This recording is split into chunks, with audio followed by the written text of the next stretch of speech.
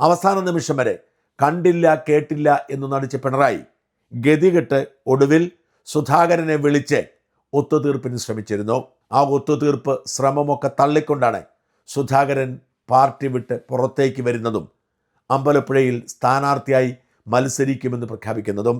ഇത് പിണറായി വിജയൻ്റെ മൂന്നാം അധികാരമോഹത്തിനേറ്റ ഏറ്റവും വലിയ തിരിച്ചടിയായി മാറും. TP ചന്ദ്രശേഖരൻ പിണറായിക്കെതിരെ പടപൊരുതി പാർട്ടിക്ക് പുറത്തേക്ക് വന്നതും TPയെ വെട്ടിക്കൊന്നതും ചരിത്രത്തിൻ്റെ ഭാഗമാണെങ്കിൽ അതിനേക്കാൾ ശക്തമായ ജനകീയ രോഷം സുധാകരനിലൂടെ സംഭവിക്കുമെന്നാണ് റിപ്പോർട്ടുകൾ.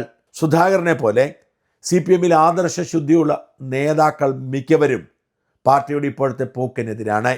2 തവണ പൂർത്തിയാകുമ്പോഴെങ്കിലും ഒഴിഞ്ഞു പോകുമെന്ന് കരുതിയ പിണറായി പാർട്ടിയുടെ മേൽ പിടിമുറുക്കി വീണ്ടും മത്സര രംഗത്തെത്തിയതോടെ അസ്വസ്ഥരായ ഓരോരുത്തരായി രംഗത്ത് വന്നു തുടങ്ങി.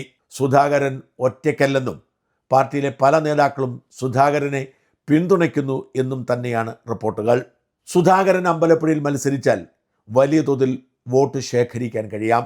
പാർട്ടിയുടെ അന്യം നിന്നു പോകുന്ന ആദർശം നെഞ്ചിലേറ്റുന്നവരൊക്കെ സുധാകരന് വോട്ട് ചെയ്യുന്ന സാഹചര്യം രൂപപ്പെടും.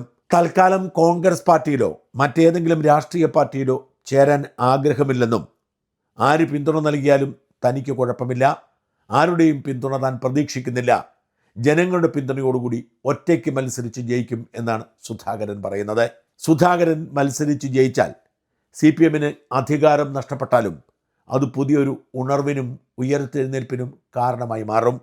പാർട്ടിയുടെ ആദർശത്തിൽ വിശ്വസിക്കുന്നവരൊക്കെ സുധാകരനും കുഞ്ഞികൃഷ്ണനും അടക്കം പിണറായിക്കെതിരെ പോരാടുന്നവരോടൊപ്പം നിൽക്കുന്ന സാഹചര്യമുണ്ടായാൽ അത് CPMൻ്റെ ഉയർത്തെഴുന്നേൽപ്പിനും പിണറായിയുടെ പതനത്തിനും കാരണമായി മാറും.